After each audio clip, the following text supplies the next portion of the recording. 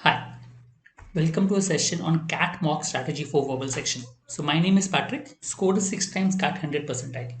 So fairly comfortable with regards to strategy for writing the different mocks as far as CAT is concerned. So what is the best strategy? Technically, there is nothing called a best strategy. Different strategy works for different students because each individual is different. Therefore, the strategy to be followed by each person will depend on his nature, his strengths, his weakness, his psychology. So that means a different strategy works for different students. So the best way to go about knowing what works is keep experimenting. Find out what works, what doesn't work for you. Okay, because don't try to blindly copy a strategy. If you take a strategy, check out what in the strategy works for you, what doesn't work for you, and based on that modify it and improve it. That's the basic idea. So the idea of this particular video is to try to tell you what you can experiment as far as the exam is concerned or verbal section is concerned. So that is what will help you. So one, what you can do is read a passage and then the questions, or maybe you can read a question first and then read a passage.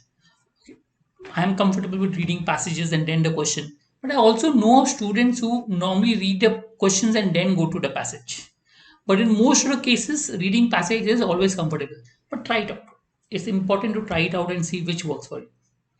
Even if it doesn't work for you, maybe there's some learning from the experimentation you do.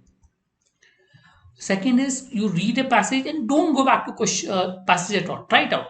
I mean, it's a mock anyway. You are experimenting it. So read a passage and mark the answer based on what you understood from it. So try that out.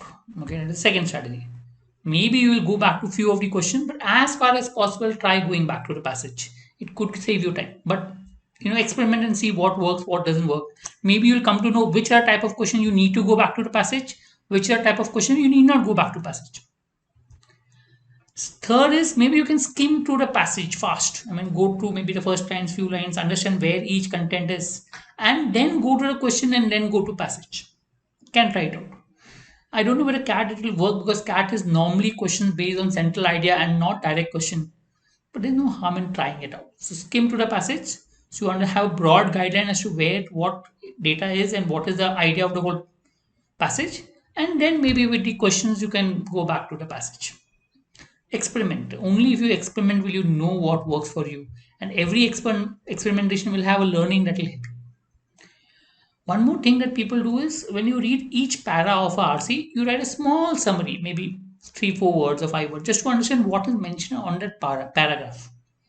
So that is one more way of trying to understand. So by the time you've gone to the passage, you basically know what the whole passage is all about, and maybe your accuracy will improve.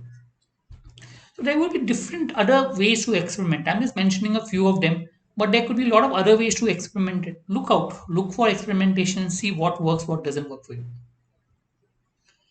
Structure. So you can maybe solve the RCs first and then the VA, which is normally what is done. One reason is because RC normally has a higher accuracy than VA as far as the CAT is concerned.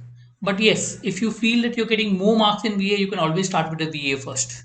That is what you can do. So start with the VA and then the RC. Another way maybe is to try to put VA in between the RCs somewhere. So you get saturated with RC, you feel no, I want a small break in between, let me do a VA and then go back to RC. Fine, you can do that. Normally try to keep some VAs in the end because if you don't have enough time and you're left with a RC, you may not be able to solve the RC in that given time frame. So maybe keeping one or two VA in the end just to solve when the time is short is possible. So experiment is what I'm trying to say is find out what works for you. One more thing that you can go is one is go to all the questions, just a few things, and see how the paper pattern is. Is it easy? Is it tough? What type of questions are there? How is it, etc. So maybe then you can maybe formulate a strategy for yourself. A glance through it maybe in the first 4 5 minutes just to understand the overall pattern of the paper. One more way is to in the RCs, some students they go to the initial 1 or 2 lines of the RCs to understand what is the topic of the RC. Because usually students are comfortable with specific topics. So that means you can then prioritize which RCs to solve first and which RCs to solve later. This is normally done when you're not able to solve all the questions. When you're able to solve only few of the questions in the whole RCs, then you can prioritize which to solve first, which to solve later. One is directly solving the first RC onwards. This you usually do when you're able to solve all the RC sets. Then you don't have to select the questions. Since you don't have to select, you can directly solve all these sets without trying to worry about selection. I'm just trying to basically give you a broad idea of different strategies that can be followed. It's on you to experiment as far as possible. You to figure out which works for you. Normally, the best strategy that works for a student is a standard strategy modified a bit that will work for you. So you pick up these strategies and then modify based on what you feel works for you, what doesn't work for you. Which will only come when you analyze a mock, understand what has worked. For example, I told you not to go back to passage. You experiment with it. Then when you experiment with it, then you see, oh, these are the questions that have gone wrong because I did not go back to passage. But these are the questions that went right because I did not go with the passage. Then you can come out like, oh, if these are type of questions that come, I should not go back to passage.